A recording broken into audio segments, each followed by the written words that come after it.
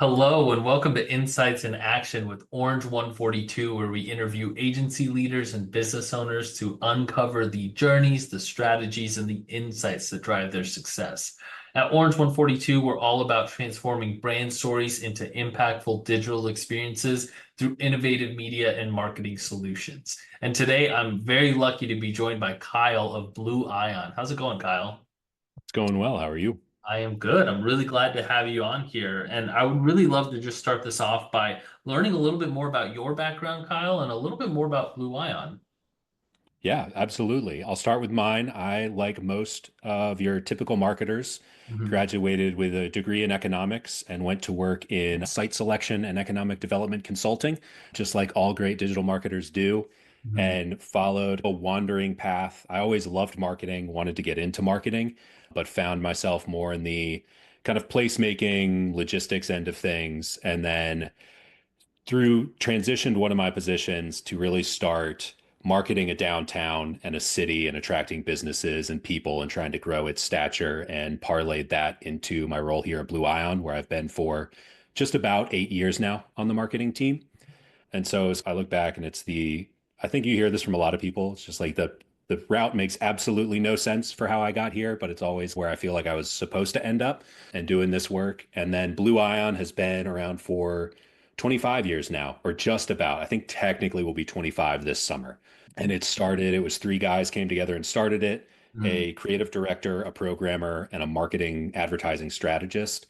And that combination of skills, they basically started it to, at the time it was 2000, be a web shop and be an early web shop doing like I think a few of their first deliverables were legitimately delivered on CD-ROM. So times have changed just slightly. Yeah. But that kind of category and grouping of skills have informed how we've approached work over time. So we have a full programming team, full design team, full marketing team.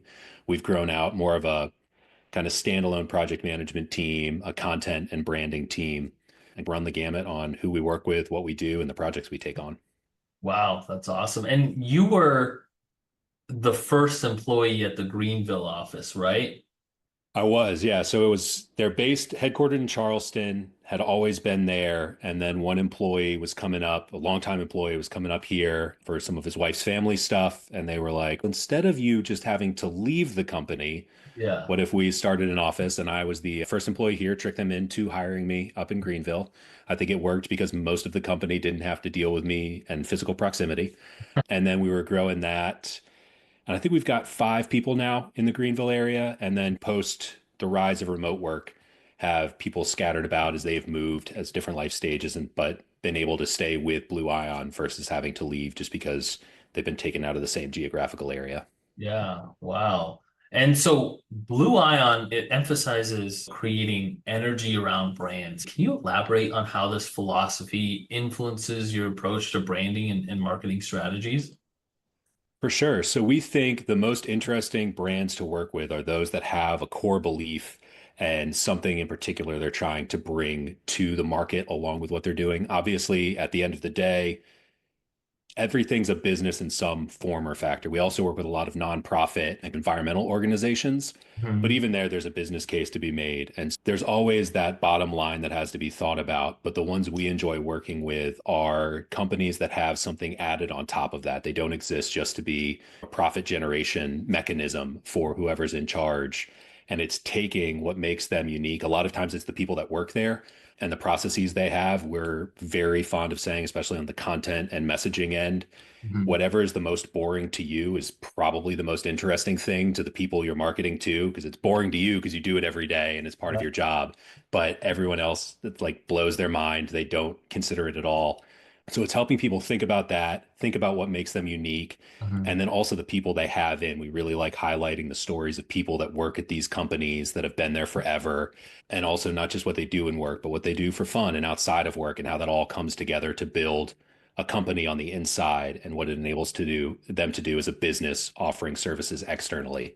So a lot of it is pretty much every project we do starts with a phase we call discovery. I always tell clients it's we will ask questions and then ask more questions and ask more questions after that until they refuse to answer any questions we ask because they're tired of hearing things with question marks at the end of it.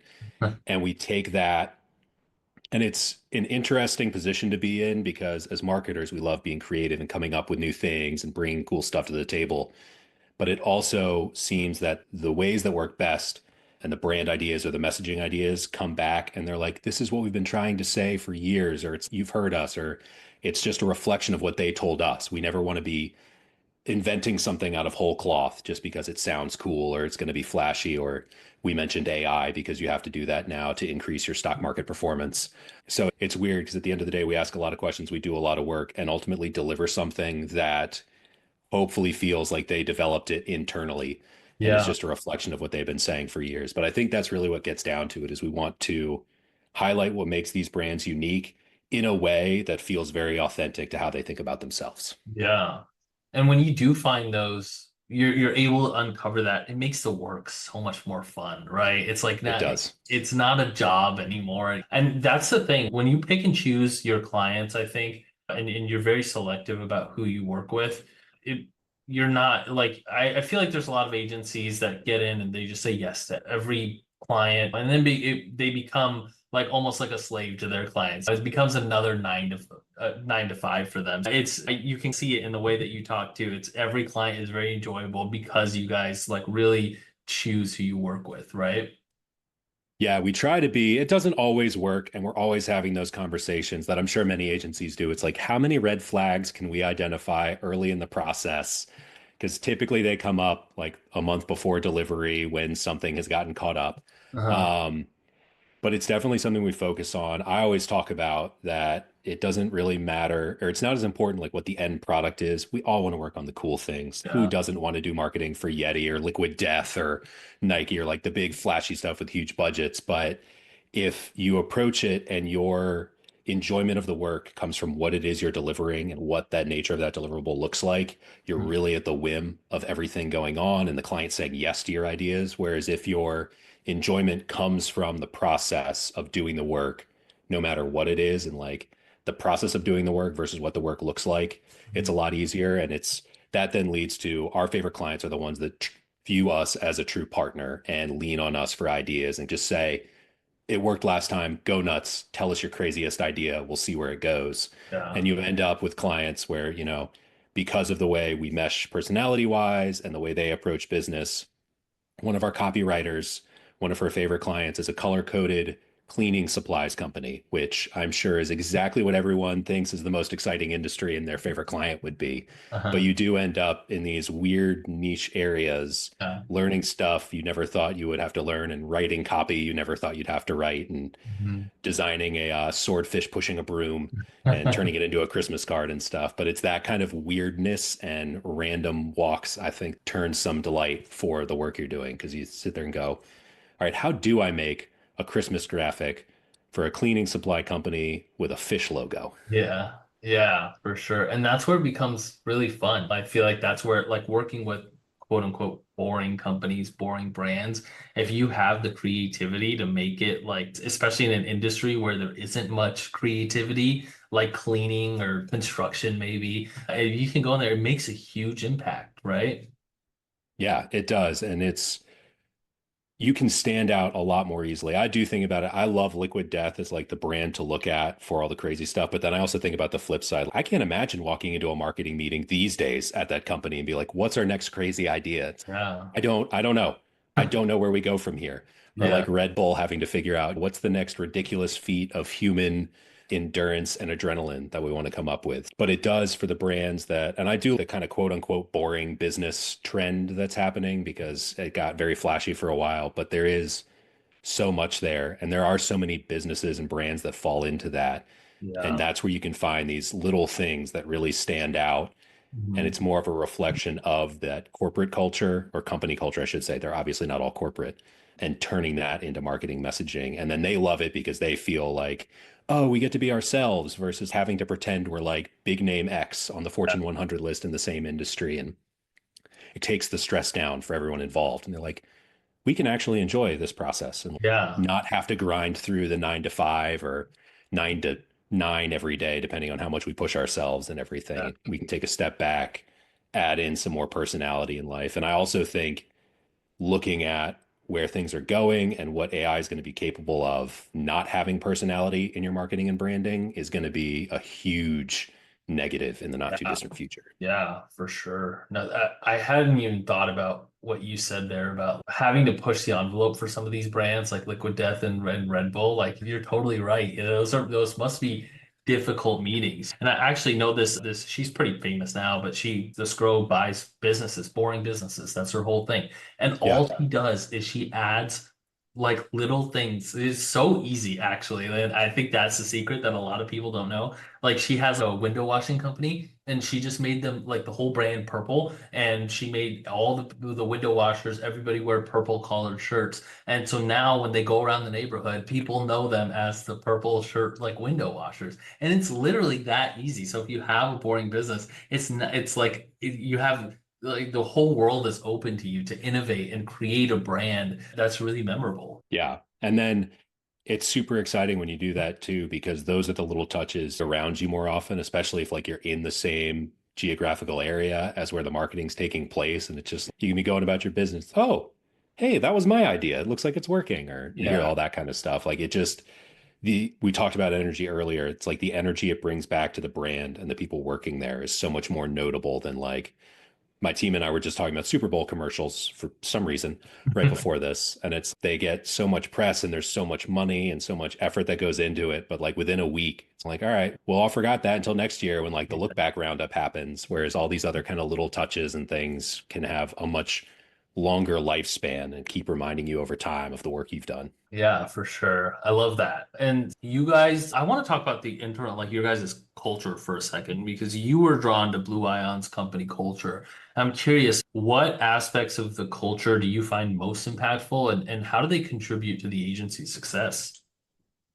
I think a big part of it is it's a very casual and open culture. The three partners that came together really were leaving large traditional agency life and wanted the exact opposite of that. So it was founded from like a work-life balance, or however it gets talked about now, Mhm. focus. So it's all very, very flexible, very casual. I appreciate that because I have three young kids. So like the flexibility of they're sick like 70% of the time this time of year, it feels like. So being able to pick them up as needed, take to the doctor, have them here at home recovering and everything is great.